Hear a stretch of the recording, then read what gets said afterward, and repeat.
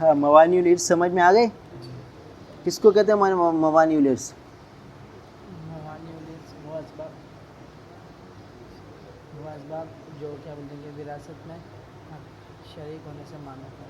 ہاں کون کون سے ہیں؟ اختلاف دار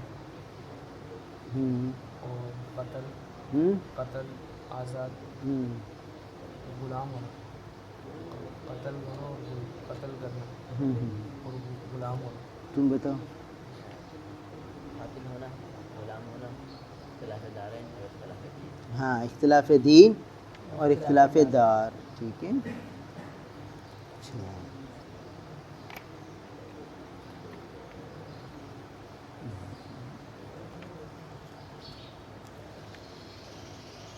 اچھا بھائی دیکھو ورثہ کی دو قسمیں تو معروف ہیں، ذوی الفروض اور عصبہ. ایک قسم ہوتی ہے ذوی الارحام. کیا ہوتی ہے؟ ذوی الارحام. ذوی الارحام وہ ورثہ ہوتے ہیں جو میت کی طرف ماں کے واسطے سے رشتہ رکھتے ہیں یا عورت کے واسطے سے رشتہ رکھتے ہیں. مثلا نانا ہے، دادا کا تو حالات آ گئے، دادا ذوی الفروض تھا، نانا کے حالات نہیں آئے، نانا عصبہ بھی نہیں بن رہا، دادا تو عصبہ بھی بن رہا تھا، ذوی الفروض بھی بن رہا تھا. نانا نے کیا قصور کیا کہ نانا کو کچھ بھی نہیں مل رہا، حالانکہ نانا زیادہ محبت کرتا ہے. اسی لیے کہتے ہیں کہ جو بچہ شور کرتا ہے تو کیا کہتے ہیں؟ نانی کا گھر سمجھا ہوا ہے. نانی زیادہ پیار کرتی ہے، زیادہ تعلق، مگر نانا کو نہیں مل رہا. تو نانا ذوی الارحام میں چلا جاتا ہے. کس میں چلا جاتا ہے؟ ذوی الارحام. ایسے دیکھو پھوپھی کو نہیں مل رہا، خالہ کو نہیں مل رہا، ماموں کو نہیں مل رہا. چاچا کو مل رہا ہے، ماموں کو نہیں مل رہا. کیوں کہ ماموں، خالہ، پھوپھی یہ سب کے سب ذوی الارحام کہلاتے ہیں. کون سے کہلاتے ہیں؟ ذوی الارحام. پھر بھتیجے کو مل رہا ہے، بھتیجی کو نہیں مل رہا. بھانجے بھانجی دونوں کو نہیں مل رہا ہے نا. بھتیجے تو آپ نے بھائی بھتیجا عصبہ میں پڑھ لیا، مگر بھتیجی نہیں آ رہی، بھانجا نہیں آ رہا، بھانجی نہیں آ رہی. تو یہ سب ذوی الارحام میں چلے جاتے ہیں. تو ذوی الارحام کی باری کب آتی ہے؟ کہتے ہیں پہلے تو ذوی الفروض کو حصے دو، پھر عصبہ کو دو. عصبہ نہ ہو، خالی ذوی الفروض ہوں تو رد ہوگا، ہے نا. اچھا ذوی الفروض ہی کوئی نہیں، عصبہ بھی کوئی نہیں، پھر جا کے باری آئے گی ذوی الارحام کی. کیونکہ ایک بھی عصبہ ہو، ایک بھی ذوی الفروض ہوگا، رد ہو کر اس کے پاس چلے جائے گا. تو جب رد ہو جائے گا تو ذوی الارحام کے پاس جائے گا ہی نہیں. تو ذوی الارحام کی جو باری آتی ہے جب ہو، جب ذوی الفروض بھی نہ ہو، عصبہ بھی نہ ہو، پھر ذوی الارحام کو ملے گا. پھر اس میں دیکھیں گے اس کے درجے ہیں ذوی الارحام میں، کہ ذوی الارحام کے پہلے درجے میں نانا آتا ہے. ٹھیک ہے. پھر جو ہے وہ پھوپھی، خالہ، ماموں یہ تینوں آ جاتے ہیں. ٹھیک ہے. پھر بھتیجی، بھانجی، بھانجا یہ آ جاتے ہیں. ٹھیک ہے. تو یہ ترتیب ہوتی ہے ان کی. ذوی الارحام کے پہلا درجہ، دوسرا درجہ، تیسرا درجہ. ہاں سب سے پہلے درجے میں جو آتے ہیں وہ آتے ہیں نانا. ٹھیک ہے. اس کے بعد دوسرے درجے میں یہ بھتیجی، بھانجی اور بھانجا. پھر تیسرے درجے میں ماموں، خالہ، پھوپھی. یہ تین جو ہیں تیسرے درجے میں آ جاتے ہیں. پھر ذوی الفروض کی تفصیلات آپ نے دیکھ لیں. پھر سہام المقدرہ فی القرآن آپ نے پڑھ لیے. ٹھیک ہے. پھر ذوی الفروض کے حالات، باپ کے حالات ہیں، دادا کے، یہ سارے آپ نے پڑھ لیے. پوتی کے اندر آپ نے پڑھا کہ ایک ہو تو نصف ملیں گے. پوتیاں ایک ہو، دو یا دو سے زیادہ ہوں ثلثان. ایک بیٹی کے ساتھ اس کو سدس ملے گا، دو بیٹیوں کے ساتھ یہ محروم ہوگی. اسی چوتھی صورت میں پوتی کے ساتھ پوتا ہو یا پڑ پوتا ہو، وہ اس پوتی کو عصبہ بنا دے گا. ٹھیک ہے. پوتا یا پڑ پوتا یا سکڑ پوتا، نیچے کتنے ہی ہوں تو نیچے والا جو پڑ پوتا ہو، سکڑ پوتا ہو، لکڑ پوتا ہو، وہ اوپر کی ساری پوتیوں کو عصبہ بنا دے گا. ٹھیک ہے. اب آپ سراجی پڑھیں گے تو یہاں پوتیوں کے حالات میں ایک لمبی تفصیل نظر آئے گی. دیکھو نکالو پوتیوں کے حالات صفحہ 32.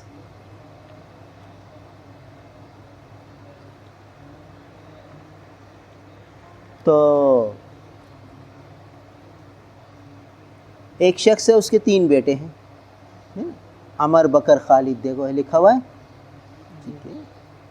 پھر عمر کی نسبت سے جو شخص ہے زید, زید کے کیا تھے؟ 3 بیٹے تھے, عمر, بکر, خالد. یہ تینوں فوت ہو چکے ہیں. ٹھیک ہے. اور عمر کی 3 پوتیاں ہیں ترتیب سے. عمر کی ایک پوتی ہے, ایک پڑ پوتی ہے, ایک سکڑ پوتی ہے. یہ 3 پوتیاں ہیں مگر ترتیب سے ہے, نیچے نیچے نیچے جا کر. ٹھیک ہے نا. اب یہ جب زید مرا تو عمر کے واسطے سے اس کی پوتی ہے, پڑ پوتی ہے, سکڑ پوتی ہے. اور بکر کے واسطے سے پڑ پوتی ہے, سکڑ پوتی ہے, لکڑ پوتی ہے. پڑ پوتی, سکڑ پوتی, لکڑ پوتی. اور خالد کے اس توسط سے سکڑ پوتی, لکڑ پوتی, پکڑ پوتی. یہ ہے. ٹھیک ہے. تو اب اس کی یہ 9 پوتیاں ہیں. کتنی پوتیاں ہیں؟ 9. اب دیکھو جو پوتی ہے, پوتی ہے اس کے ساتھ کوئی بھی نہیں ہے. دوسری پوتی کسی کی طرف, کسی کے واسطے سے بھی پوتی نہیں ہے. ٹھیک ہے. پوتی ایک ہے, پڑ پوتی 2 ہیں. اب پڑ پوتی 2 ہیں, جی سکڑ پوتی 3 ہیں. جی سکڑ پوتی 3 ہے نا. جی کیوں؟ عمر کے واسطے سے بھی سکڑ پوتی آ رہی ہے, بکر کے واسطے سے بھی سکڑ پوتی آ رہی ہے, خالد کے واسطے سے بھی سکڑ پوتی آ رہی ہے. جی اور لکڑ پوتی 2 ہیں, اور پکڑ پوتی ایک 1 ہے. ٹھیک ہے. تو اب یہ 9 پوتیوں میں ترتیب یہ بنی کہ پوتی 1 ہے, پڑ پوتیاں 2 ہیں, سکڑ پوتیاں 3 ہیں, لکڑ پوتیاں 2 ہیں, اور پکڑ پوتی 1 ہے. ٹھیک ہے. اب فرض کرو یہ زید مرتا ہے. ٹھیک ہے. اور اس کی کوئی وارث نہیں ہے, بس یہ 9 پوتیاں ترتیب وار وارث ہیں. تو جو پوتی ہے اس کو تو ملے گا نصف, ایک پوتی کو نصف.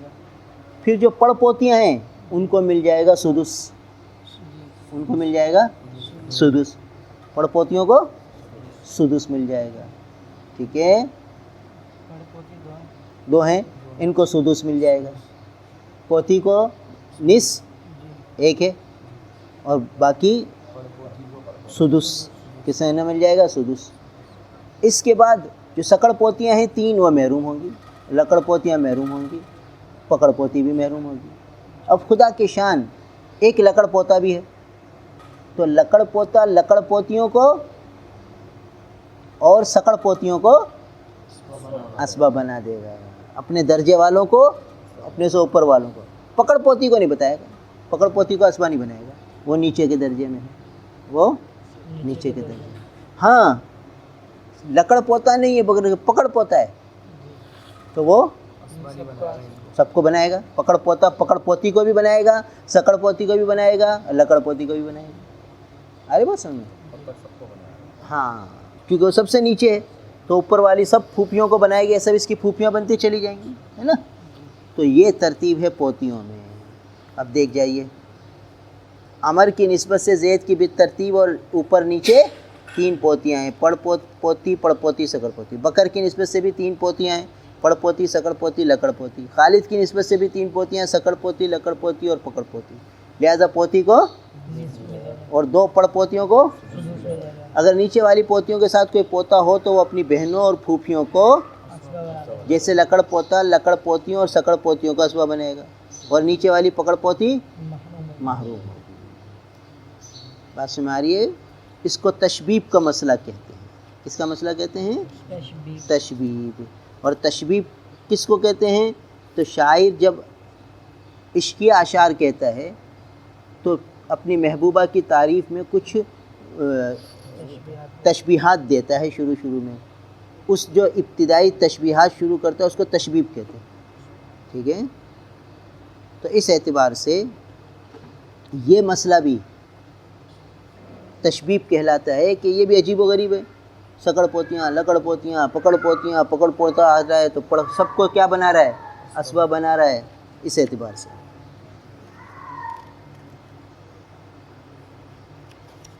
اچھا بھائی، پھر حقیقی بہن کے حالات، پھر اللتی بہن کے حالات، پھر ماں اخیافی بہن کے حالات، پھر ماں کے حالات، ٹھیک ہے. ثلث کل، ثلث ما بقیہ، سمجھ میں آ گیا تھا. پھر جدہ کے حالات، ٹھیک ہے نا. یہ ثلث ما بقیہ میں پہلے بیوی کا حصہ نکال لیں گے. ہاں، پھر جو بچے گا اس کا ثلث دیں وہ گے، ثلث کل میں کل کا جو ہے اس سے بنائیں گے. کل کا ثلث دیں گے، ٹھیک ہے نا. اچھا بھئی، یہ دادی نانی کے جب آپ حالات پڑھیں گے سراجی میں تو اس میں بھی کچھ تفصیلات آئیں گی، ٹھیک ہے نا. اس میں قربہ اور بعدہ کا مسئلہ ہوگا. دیکھو پہلے درجے میں ہم نے بتایا، ہم لوگ کہتے ہیں دادی اور نانی، پھر پر نانی، پھر سکڑ نانی، پھر لکڑ نانی، پھر پکڑ نانی. یہ دور تک چلا جاتا ہے.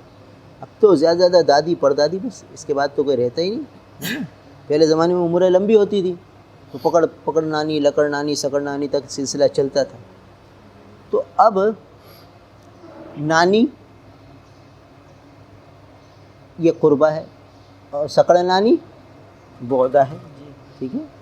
اور اسی طریقے سے دادی یہ قربہ ہے اور سکڑ نانی، سکڑ دادی بعدہ ہے، اور لکڑ نانی اور بعدہ ہے، ٹھیک ہے. جناب آپ نے مسئلہ پڑھا کہ دادی باپ کی موجودگی میں محروم ہوتی ہے، نانی باپ کی موجودگی میں محروم نہیں ہوتی، ٹھیک ہے نا. اچھا جناب، ایک شخص مر گیا، اس کی دادی بھی ہے اور پڑ نانی ہے، پڑ نانی ہے، پنانی نہیں ہے. تو آپ کو پتہ ہے کہ دادی کی موجودگی میں جب قربہ ہے تو بعدہ محروم ہوگی، پڑ نانی محروم ہوگی، ٹھیک ہے نا. اگر دادی نہ ہوتی تو پڑ نانی کو مل جاتا، ٹھیک ہے. اور یہاں دادی کو ملے گا. اب خدا کی شان کہ باپ بھی موجود ہے میت کا، تو دادی محروم ہو گئی، خود بھی محروم ہو رہی ہے اور اس کو بھی محروم کر رہی ہے، سکڑ نانی کو. کہ خود بھی نہیں لے رہی، اس کو بھی نہیں لینے دے رہی. ارے وہ سمجھیں کہ خود بھی محروم، دوسروں کو بھی محروم کر دیا. حالانکہ خود قربہ ہوتے ہوئے حقدار تھی، مگر اس کا حق کس وجہ سے مر گیا؟ باپ کی موجودگی میں. اس وجہ سے قربہ محجوب بن رہی ہے، حاجب بن رہی ہے. کس کے لیے؟ بعدہ کے لیے. قربہ حاجب بن رہی ہے بعدہ کے لیے جو محجوب ہے، ٹھیک ہے. گویا دادی حاجب بن رہی ہے پر نانی کے لیے، پر نانی محجوب ہو رہی ہے نا، حاجب کی وجہ سے. حاجب کہتے ہیں حجب. اب اس سے یہاں آگے ایک مسئلہ آ رہا ہے، حجب حرمان اور حجب نقصان، ٹھیک ہے نا. کہ بعض وارث ایسے ہیں جن کا نقصان ہوتا ہے وہ محروم نہیں ہوتے. جیسا آپ نے دیکھا ماں محروم نہیں ہوتی، یا ثلث ملے گا یا سدس ملے گا ضرور، ٹھیک ہے نا. اور ایسے ہی بیوی ہے، یا سمن ملے گا یا ربع ملے گا ضرور، یہ نہیں کہ محروم ہو جائے. بیٹی ہے، ملے گا ضرور، ایسا نہیں کہ بیٹی کو نہ ملے. تو کچھ ایسے ہیں ورثہ جو کسی حال میں محروم نہیں ہوتے، محجوب نہیں ہوتے کسی حال میں. اور بعض ایسے ہیں جو کبھی محروم ہو گئے کبھی وارث ہوں گے. جیسے نانی ہے، ماں ہے تو محروم، ماں نہیں ہے تو دے گی. ایسے ہی دادا ہے، باپ ہے تو محروم، باپ نہیں ہے تو پھر یہ وارث ہوگا. مگر باپ کسی صورت میں محروم نہیں ہوگا، ہے نا، بس نقصان ہو جائے گا. تو حجب نقصان تو ہوتا ہے باپ کا، ماں کا، بیٹی کا، مگر محروم نہیں ہوتا. سے مراد کم زیادہ ملتا ہے. ہاں، کم زیادہ سے ملتا ہے مگر محروم بالکل نہیں ہوتا.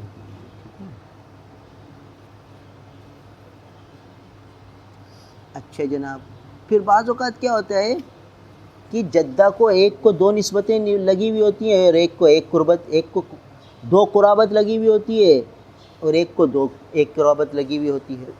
دیکھو یہ نقشہ، زینب ہے اور مریم ہے، ٹھیک ہے.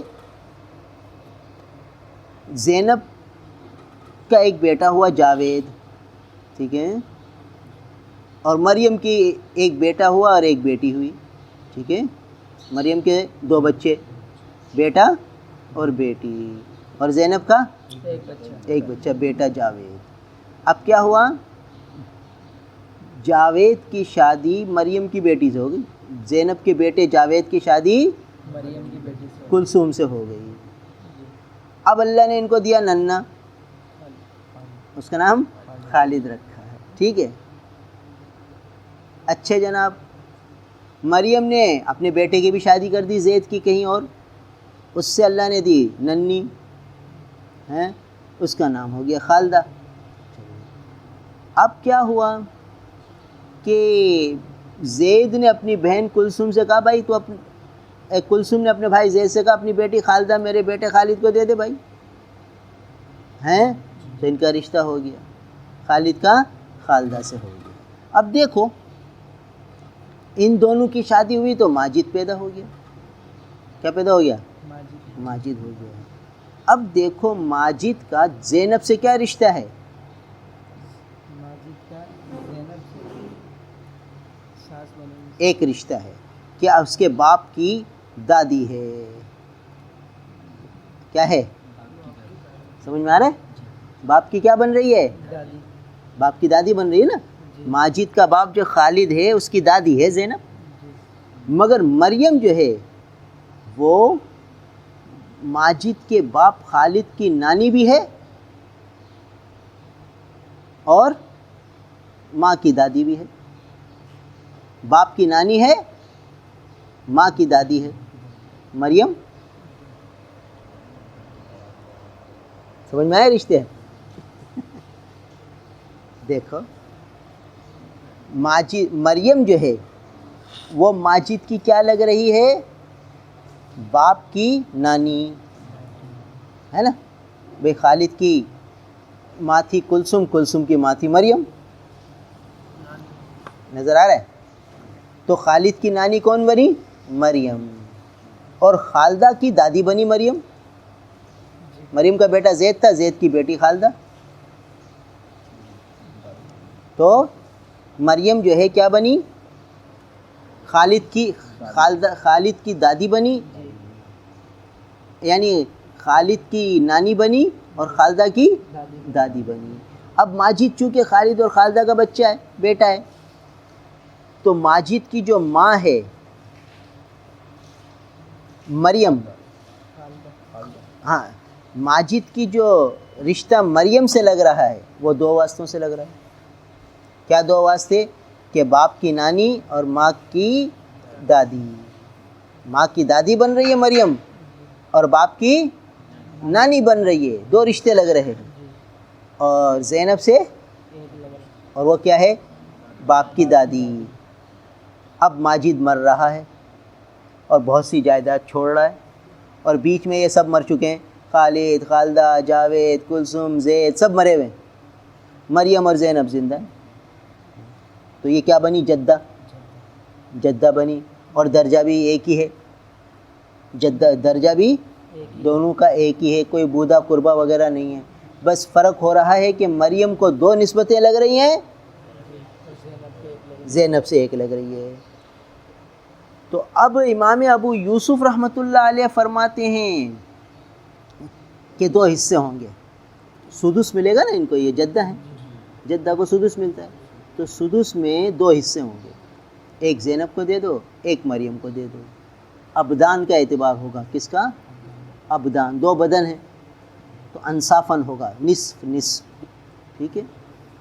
اور امام محمد رحمۃ اللہ علیہ فرماتے ہیں کہ نہیں بھائی، اصلاً ہوگا، دو قرابت والی کو دو حصے،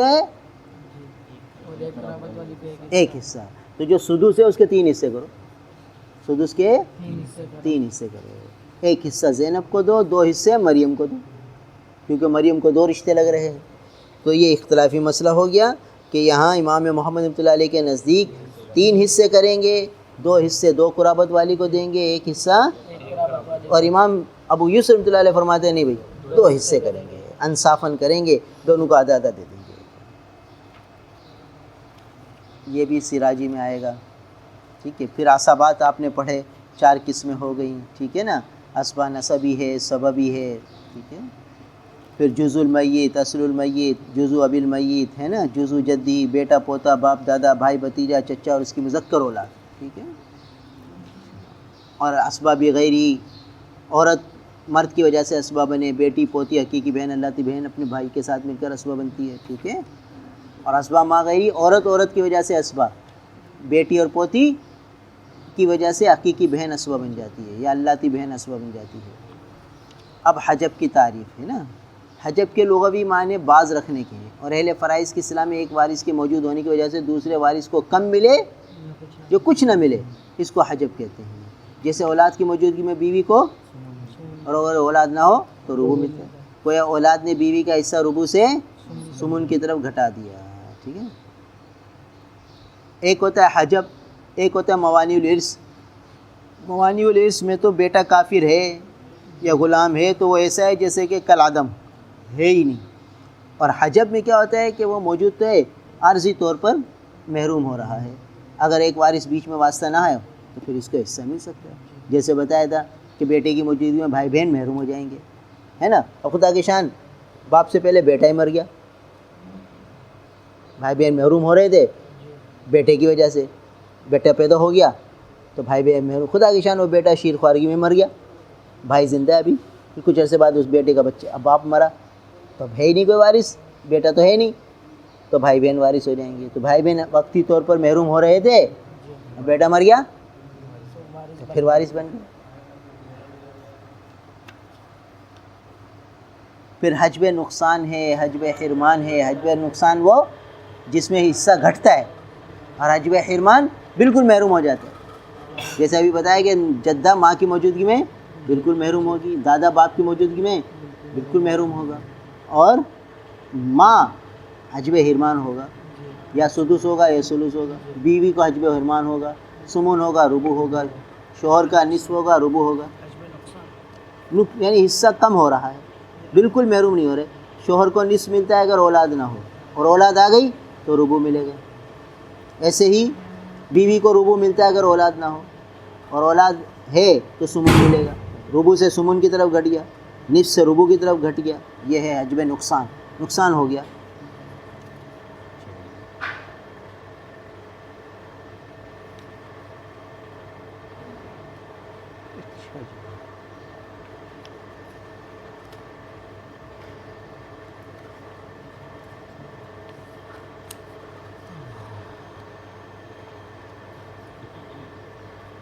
پھر جو محجوب ہے وہ حاجب ہوگا یا نہیں، ٹھیک ہے. یعنی جو خود محروم ہو رہا ہو وہ دوسرے کو محروم کرے گا کہ نہیں، ٹھیک ہے. اب دیکھو دو بہنیں، دو بہنوں کی وجہ سے ماں کا حصہ سدس ہو جائے گا. اگر ایک بہن ہوتی یا بہنیں نہ ہوتی تو ماں کو سلس ملتا. ان بہنوں نے دو ہونے کی وجہ سے ماں کے حصے کو گھٹایا، اور باپ بھی موجود ہے تو بہنیں محروم ہو گئی. تو خود محجوب ہوتے ہوئے، خود حجب حرمان ہوتے ہوئے حجب نقصان کر رہی ہیں. کس کا؟ ماں کا. ماں کا حصہ گھٹا دیا نا، ماں کا حصہ سلس سے سدس کر دیا، اور باپ کی وجہ سے خود محروم ہو گئی، ٹھیک ہے نا. اگر یہاں بیٹیاں کافر ہوتی تو پھر ماں کا حصہ نہیں گھٹتا. کیوں؟ کہ موانع الارث میں کل عدم ہوتا ہے، جیسا وہ ہے ہی نہیں. اور جبکہ حجب محجوب ہونے کی صورت میں کیا ہوگا کہ خود محروم ہو رہی ہیں مگر دوسرے کو بھی محروم کر رہی ہیں. خود محروم ہوتے ہوئے اب کیا ہو رہا ہے کہ خود تو محجوب ہو رہی ہیں باپ کی وجہ سے، مگر ماں کا حصہ بھی گھٹا رہی ہیں. یہ ہے. اور اگر یہی بیٹیاں کافر ہوتی تو پھر ماں کا حصہ نہیں گھٹاتی، وہ ایسے ہو جاتی یہ کل عدم جیسے ہے ہی نہیں. آ رہی بات سمجھ میں؟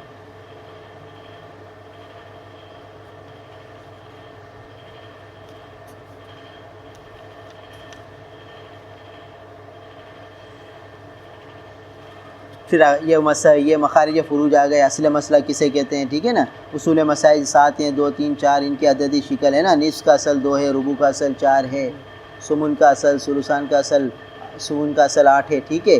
پھر نصف اگر سدس ثلثان سے ملے تو مسئلہ 6 سے، ربع ملے تو 12 سے، ثمن ملے تو 24 سے، ٹھیک ہے. پھر یہ فیصد بھی سامنے رکھا ہے، ٹھیک ہے نا.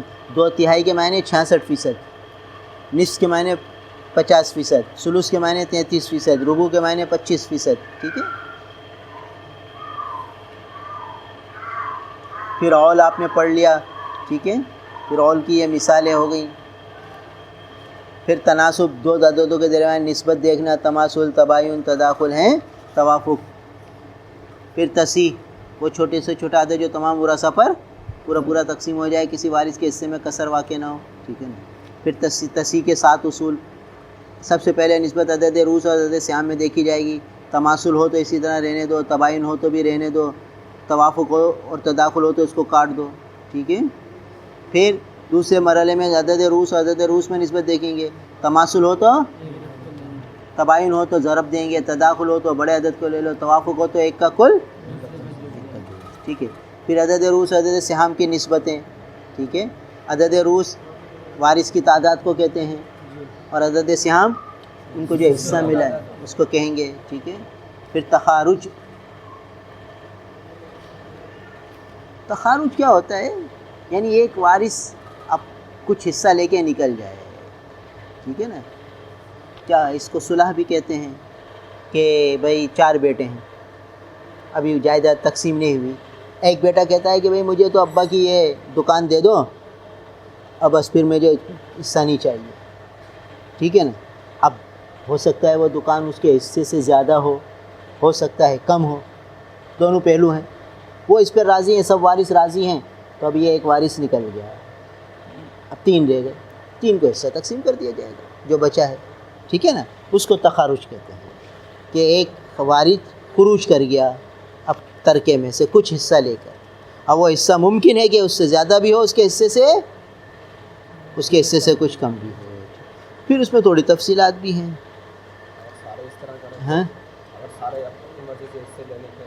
ہاں وہ بھی صحیح ہے، باہمی رضامندی سے. اب اس کا مطلب یہی ہوگا کہ ہر ایک نے اپنا، اگر وہ زیادہ لے رہا ہے تو دوسرے نے اپنا حصہ دے دیا اس کو گیا، اور راضی ہیں خوشی سے، ہے نا. 4 چیزیں تھیں، ابا کے 4 بیٹے تھے، ایک نے دکان لے لی، ایک نے مکان لے لی، ایک نے گاڑی لے لی، ایک نے پلاٹ لے لیا، ایک نے فلیٹ لے لیا، تقسیم کر لیا باہمی. کوئی 5 لاکھ، کوئی 50 لاکھ کا تھا، کوئی 40 کا تھا، کوئی 45 کا تھا، کوئی 55 کا تھا، آپس میں باہمی رضامندی سے کر لیا، ٹھیک ہے. وہ نہیں ہو سکتا، اس کو تو دینا پڑے گا. وراثت جو ہے اس کو برات عین کہتے ہیں، یعنی عین سے بری ہونا. عین سے بری نہیں ہو سکتا. کیا مطلب کہ ایک بہن کہتی ہے مجھے حصہ نہیں چاہیے، تو اس کے یہ کہنے سے کہ مجھے حصہ نہیں چاہیے یا میں نے بھائیوں کو معاف کر دیا، وہ معاف نہیں ہوگا، بلکہ اس کا حصہ لے کر اس کے گھر میں ڈال کے آ جاؤ، بولے یہ تیرا حصہ. پھر وہ اپنے ہاتھ میں لے کر بھائی کو دینا چاہے تو اب اس کی طرف سے ہدیہ ہوگا. اور جب پیسے کی گرمی ہاتھ میں آئے گی تو یہ ہاتھ یوں بند ہو جائے گا، بند ہو جائے گا وہی. ہاں اس کے ہاتھ میں دینا ضروری ہے. زبانی کلامی بات کرنے سے آج کل کیا ہوتا ہے، کورٹ میں لے جا کر دستخط کرا لیتے ہیں اور بہنیں معاف بھی کر دیتی ہیں خوشی سے. مگر بھانجے کو حق ہوگا کہ کل مطالبہ کر سکتا ہے کہ بھئی وہ ماں کا معاف کیا ہوا معاف نہیں ہے، لہٰذا ہمیں کو تو حصہ دو. ہوتے ہیں ایسے ہماری دارالاسلامی کیس آتے ہیں کہ ماں مر گئی، اب بھانجے کھڑے ہوئے، بھانجا کہیں چلا گیا، وہ مفتی صاحب نے بتا دیا مسئلہ بھائی تیرا حصہ ہے. اب انہیں کیس کر دیا ماموں پہ، اور جائیداد کروڑ ہو گیا.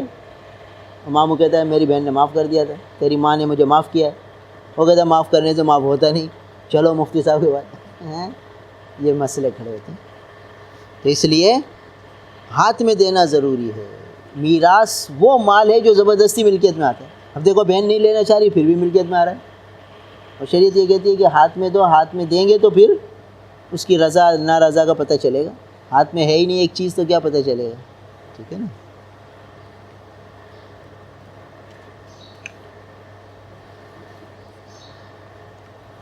تملیغ کا ہیلہ کرتے ہیں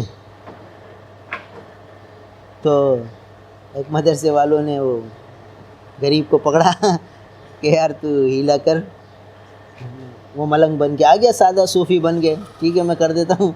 اور مدرسے والوں نے اس کو دیا بھائی 1 لاکھ روپے لو بھائی، لے لو مالک بن جاؤ. پھر مدرسے میں رسید کٹوا لو کس کی عطیہ کی. نے لے لیا ہاتھ میں، وہ مالک بنا دیا، وہ مالک بن گئے. زکوٰۃ ادا ہو گئی، کہاں ہو گئی، کہا السلام علیکم. پکڑ لیا اس کو یہاں سے، اور بھائی جمع تو کرا رسید. کہا جو میں مالک بن گیا تو میری مرضی ہے، میں جمع کراؤں یا نہیں کراؤں. تو ایسے کیس بھی آتے ہیں.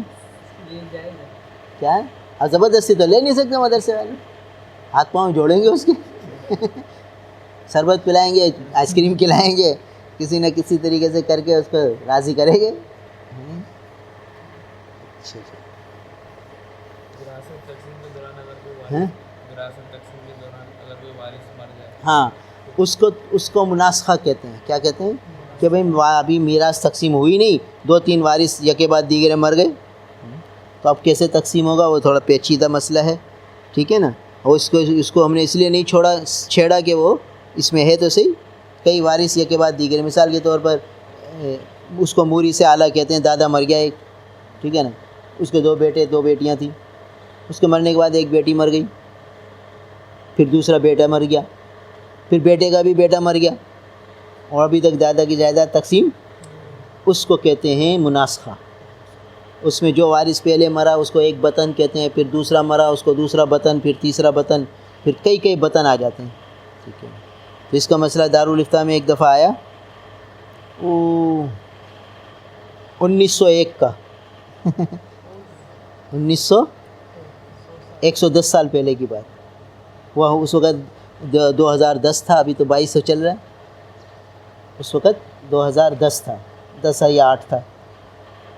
سندھیوں میں زمینیں تقسیم ہوتی نہیں تھی, وہ پیداوار سب کھاتے رہتے تھے, آتی تھی. اب جب یہاں کی شہر کی ہوا لگی, گاؤں دیہات والے شہر آ جاتے ہیں نا رہنے, تو اب ان کو ہو گیا یہ ہماری زمین ہے, وہ کہتے ہماری زمین ہے, ہمیں حصہ کم مل رہا ہے, ہمیں کڑک کم مل رہی ہے, ہمیں زیادہ مل رہی ہے, اس کو زیادہ وہ زیادہ کھا رہا ہے, ہم کم کھا رہے ہیں. تو ایک آیا مسئلہ پوچھنے, وہی یہ موری سے اعلیٰ فلاں تھا, اور وہ 1901 میں اس کا انتقال ہوا, اتنے ایکڑ زمین تھی, پھر اس کے اتنے بچے تھے, وہ بھی فوت ہو گئے, پھر ان کے بچے تھے, وہ بھی فوت ہو گئے, یہ تیسری چوتھی پیڑھی چل رہی ہے. تو اب ہم نے بھائی یہ تو بہت ڈھگا مسئلہ ہے, کہ بھائی آپ کر دو, مہربانی ہوگی. کر دیا بھائی, کئی دن لگے, سوچ کے کرنا پڑتا ہے اس میں. ہن میں مجھو حصو چھو نہ ہے, تجھو حصو ہوں دو تو ملن دو, مجھو کچھ بھی نہ ہے, آپ کو رکھو ہی نہیں گئے.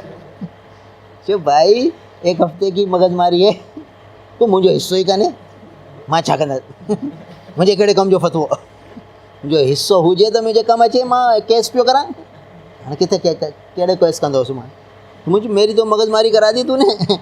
ایک ہفتے سے میں مغز ماری کر رہا ہوں اس کے, کیونکہ بہت مشکل مرحلہ ہوتا ہے. ایک بھی وارث کا حصہ دینے میں آگے پیچھے ہو گئے تو سارا مسئلہ ختم, ٹھیک ہے. تو یہ مسئلہ ہے. ایک اور مسئلہ آیا,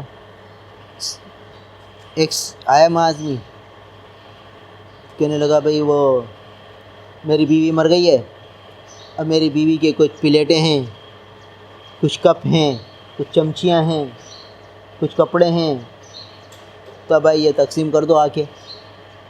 کوئی بھی سب لکھ کے دے دیتے ہیں, اور کوئی عملی طور پر تقسیم کرنے میرے پاس آ نہیں رہا, میں کوڑا آدمی ہوں, میرے کو تو کچھ سمجھ میں نہیں آتا, میں کیسے تقسیم کروں. جہاں بھی دارالفتاء میں جاتا ہوں وہ لکھ کر تو سب دے دیتے ہیں, اب میں کیسے تقسیم کروں. وہ پیالے ہیں اور پلیٹیں ہیں اور جو گھروں میں عورتوں کی چیزیں ہوتی ہیں, میں کیسے تقسیم کروں. میری بیٹیاں ہیں, اور جو ہے اس کی بہنیں ہیں, مائیں ہیں, ساس ہے, تو اب میں کیسے تقسیم کروں, مہربانی کرو. تو میں نے کہا بھئی گاؤں میں رہتے تھے, ان کا ایک شرط ہے بھائی, وہاں آؤں گا کھانا وانا نہیں کھاؤں گا, چائے وائی نہیں پیوں گا, میں اپنا حساب کر کے تقسیم کر کے میں چلا جاؤں گا. یہ شرط منظور آ. وہ کوڑا تھا, پرانا کھلاڑی تھا, کہا ہاں سائیں آپ آ تو جاؤ, آپ کی مہربانی, سب شرط مکے منظور آ. اچھا بھائی وہاں گئے, پھر اس کے طریقہ یہ ہوتا ہے کہ بھئی سب چیزوں کی ویلیو لگاؤ. کچھ پرانے پیالے ہیں, کچھ نئے پیالے ہیں, کچھ اسٹیل کے برتن ہیں, کچھ بغیر استعمال شدہ ہیں, کچھ استعمال شدہ ہیں, کچھ کپڑے نئے ہیں, کچھ کچے ہیں, کچھ سلے ہوئے ہیں, ہر ایک کی الگ ویلیو لگتی ہے. تو پہلے تو لسٹ بنانی پڑتی ہے ساری چیزوں کی, یہ کپڑا اتنے کا, یہ ٹوپی, یہ برتن اتنے کا, یہ گلاس اتنے کا, اندازے سے سب کی قیمتیں لگائیں, ٹھیک ہے. پھر تقسیم کیا, پھر جس کے بھئی بیٹی کے حصے میں مطلب سارا سامان ملا کے 1500 1500 2000 کا بنا. اب کسی کے حصے میں 400 روپے آ رہے ہیں, کسی کے حصے میں 300 روپے آ رہے ہیں. تو اب ہم نے کہا بھائی یہ سامان اندر بیٹیوں کو اور جو ہیں اس کی بہنیں وغیرہ جو بھی ہیں ماں وغیرہ, اس کو پوچھ لو کہ اس کو کون سا گلاس چاہیے, کون سا پیالہ چاہیے, کون سی پلیٹ چاہیے, کون سی چمچ چاہیے. پھر اس کا ہم حساب بنا دیں گے. اب انہوں نے تقسیم کر لیا اور آگے کہ بھئی یہ فلاں بہن نے لیا, یہ فلاں بیٹی نے لیا, یہ فلاں بیٹی نے. ہاں بھئی اس بیٹی کے 400 روپے بنتے تھے, اس نے سامان 500 کا اٹھایا ہے, وہ 100 روپے دے. اور بھئی اس کا 400 بنتا ہے, اس نے 300 کا سامان اٹھایا ہے, اس کو 100 روپے دو. اس طرح سارا کرا دیا حساب. 3-4 گھنٹے لگے. اب جب میں بچہ السلام علیکم. وعلیکم السلام. اے ہی کی تھیندو ہی سندھ میں ویٹھو ہی توں, سندھ جی ترتیب ہوندی आहे مانی کھائے بغیر نہ ویندے, قتل تھی ویندا آहिनि. وہ دیسی ککڑ لیا, سلام خیریت, دیسی ککڑ. اور بھائی ماشاء اللہ کھیر کی چاہ مہ کی کھی میں مہ جو کھیر आहे पंहिंजो ذاتی مہ جو आहे, پورا پیالہ چاہ کا, لسی. وہ مانا اتنے بڑے چیزیں. میں نے کہا میں نے تو شرط لگائی تھی ہاں بس کھا کے جانا ہے, ایسے نہیں. پھر زبردستی یہ سب مخلص آدمی کا مال پھر کون چھوڑے بھائی. پھر کھا کھو کے پھر کہا پیٹرول یا پیسہ وٹ. نہیں اس کی کوئی ضرورت نہیں, وہ بھی زبردستی دیے. نہیں پیٹرول کے پیسے تو دینے پڑے گے, تو زیادہ دے رہا تھا. تو میں نے کہا چلو یہ کرو پیٹرول کے پیسے دو. پھر پیٹرول کے پیسے اس سے دیے. تو ایسے بھی ماں مربت لوگ ہوتے ہیں, اور وہ بھی ہوتے ہیں کہ محنت کرا کے کہتے رکھ لو اپنے پاس. اچھا. اور 25 سال الحمدللہ دارالافتاء میں ہو گئے.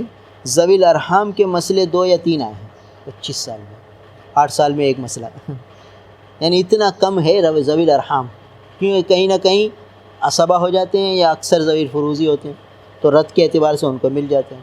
ذوی الارحام 3 یا 4 مسئلے مشکل سے اتنے عرصے میں آئے ہیں دارالافتاء میں, ورنہ ذوی الارحام کے ہوتے ہی نہیں. اسی لیے عام طور پر ذوی الارحام کو پڑھایا نہیں جاتا ہے. پھر یہ رد کی صورتیں ہو گئی, رد کے آپ نے مسائل پڑھ لیے, ٹھیک ہے, رد کے اصول, ٹھیک ہے نا, ساری تفصیلات اس میں آ گئی ہیں. یہ ساری مثالیں ہیں رد کی,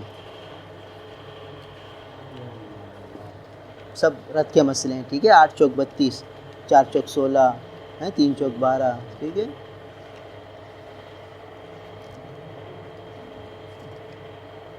اب یہ میراث تقسیم کرنے اور لکھنے کے طریقے, ٹھیک ہے نا. لفظ میت کے نیچے میت کے موجودہ ورثاء کو لکھا جائے, ٹھیک ہے.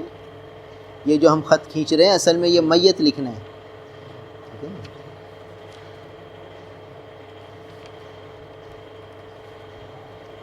اب یہ میراث سے متعلق یہ سارا سوال ہے تحریری, ٹھیک ہے نا. اس کو پڑھنا, اس کا جواب پڑھنا سارا تفصیل سے ہے. پھر مقاسمۃ الجد, یہ بہت پیچیدہ بحث ہے, یہ عام طور پر پڑھائی نہیں جاتی کیونکہ فتویٰ اس پر نہیں ہے. آپ نے پڑھا کہ بھائی بہنیں دادا باپ کی موجودگی میں بالاتفاق محروم ہوں گی, اور دادا کی موجودگی میں امام صاحب کے نزدیک محروم ہوں گی, صاحبین کے نزدیک محروم. اب محروم نہیں ہوں گی تو بھائی بہنوں کو دادا کی موجودگی میں حصہ ملے گا اور دادا کو بھی ملے گا. تو اب دادا اسبہ بنے گا اور بھائی بہن بھی اسبہ بنتے ہیں. بہن بھائی کے ساتھ اسبہ بنے گی اور دادا بھی اسبہ بنتا ہے. تو اب یہ اسبے جمع ہو گئے, تو اب ان کو کیسے ملے گا؟ یہ پیچیدہ بحث ہے, تو بہت طویل بحث ہے, اس لیے اس کو چھوڑتے ہیں. بس اتنا سمجھ لو کہ یہ صاحبین کے مذہب پر ہے, کیونکہ امام صاحب کے نزدیک تو اس کی ضرورت ہی نہیں ہے. کیوں نہیں ہے؟ وہ محروم ہی ہے, ان کا حصہ ہی نہیں ہے. صاحبین کہتے ہیں نہیں حصہ دینا پڑے گا, تو حصہ دینا پڑے گا. تو اس کی کیا صورت ہوگی؟ کبھی سدس ملے گا, کبھی ثلث ملے گا, کبھی سدس سے کل ملے گا, کبھی سدس ما بقیہ ملے گا دادا کو.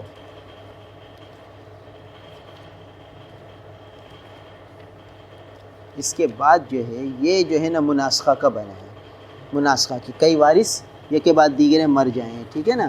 مناسخہ کے لغوی معنی ازالہ, تغیر, نقل و تحویل کے آتے ہیں. اصطلاح علم میراث میں مناسخہ سے مراد یہ کہ کسی مورث کے ترکے کے تقسیم سے قبل ایک یا کئی وارث فوت ہو جائیں اور ان فوت شدہ وارثوں کا حصہ ان کے وارثوں میں تقسیم کرنا ہے. یعنی بعض اوقات میراث کی تقسیم میں تاخیر ہو جاتی ہے اور اسی اثنا میں بعض وارثوں کا انتقال ہو جاتا ہے، تو ان فوت شدہ وارثوں کا وہ حصہ جو ان کو مورث اعلیٰ سے ملا ہے فوت ہونے والوں کے ورثہ میں تقسیم کرنا مناسخہ کہلاتا ہے۔ ٹھیک ہے، مناسخہ کا فائدہ کیا ہے؟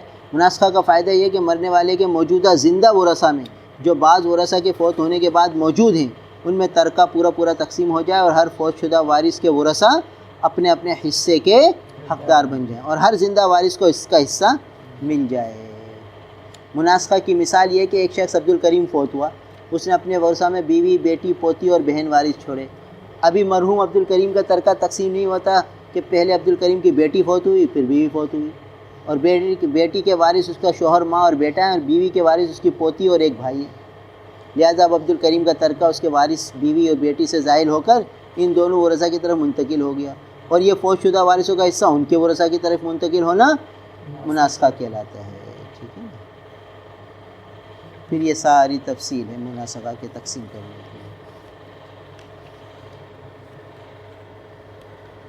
پھر یہ ذوی الارحام آ گیا۔ ٹھیک ہے نا، ذوی الارحام کن ورثوں کو کہتے ہیں؟ ذوی الارحام وہ رشتہ دار ہوتے ہیں جو نہ ذوی الفروض ہوں نہ ہی عصبہ ہوں، جیسے خالہ، پھوپھی، ماموں، بھتیجی، بھانجی، بھانجا وغیرہ۔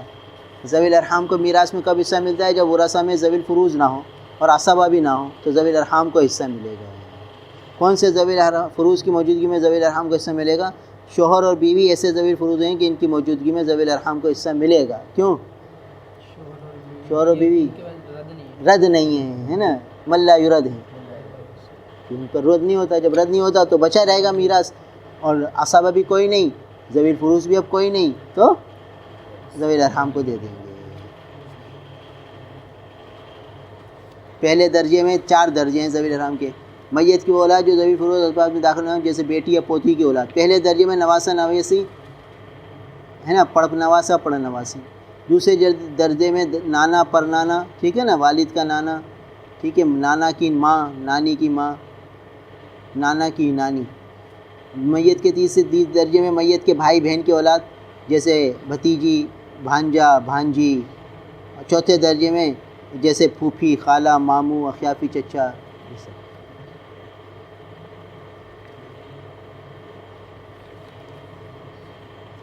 پھر آگے جا کے خنثی مشکل کی میراث ہے نا، وہ سارے آپ نے شرح وقایہ میں پڑھا تھا۔ خنثی کی میراث آخری باب تھا، میراث خنثی کی میراث۔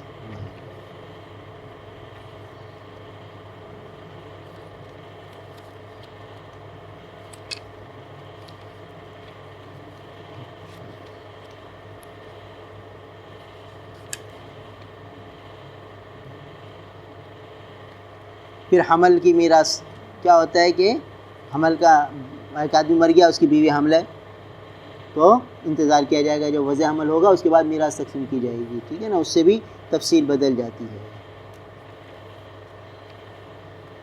اور اگر جلدی وراثہ کرام میں جلدی تقسیم کر دو تو حمل کو بیٹا شمار کر کے حمل کا حصہ الگ کر کے باقی وارثوں میں تقسیم کر دو۔ پھر اگر وہ بیٹی ہے تو بچا ہوا مال دوبارہ وارثوں میں تقسیم کر دو، اور بیٹا ہی ہے تو اس کو دے دو جو اس کا حصہ ہے۔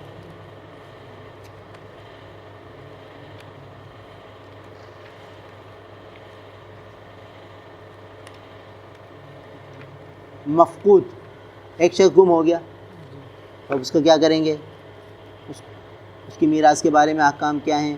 تو کیا ہے کہ مفقود اپنے مال کے حق میں تو زندہ شمار کیا جائے گا، یعنی اس کا مال تقسیم نہیں کیا جائے گا، اس کا مال محفوظ کر کے رکھ دیا جائے گا۔ ٹھیک ہے نا، کتنی مدت کے بعد مفقود پر موت کا حکم لگائیں گے؟ کہتے ہیں 120 سال کے بعد۔ 120 سال وہ عمر ہے کہ اس کے سارے ہم اثر مر جائیں گے۔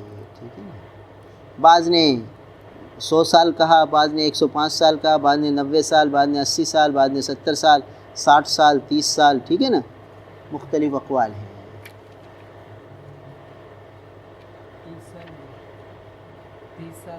30 سال بھی ایک قول ہے، 4 سال بھی، امام مالک کا مذہب 4 سال کا، لہذا مفقود کی جو بیوی ہے امام مالک کے قول پر فتویٰ دیا جاتا ہے کہ 4 سال انتظار کر کے پھر وہ نکاح کر سکتی ہے۔ ٹھیک ہے، پھر مرتد کی میراث کی، ایک شخص مرتد ہو جائے اس کی میراث کیسے تقسیم کریں گے؟ پھر قیدی کی میراث کے، اس کو کون لے کے چلا گیا؟ دشمن لے کے چلے گئے، وہ اس کو مار دیں گے یا چھوڑ دیں گے، کیا کریں گے، اس کی تفصیلات۔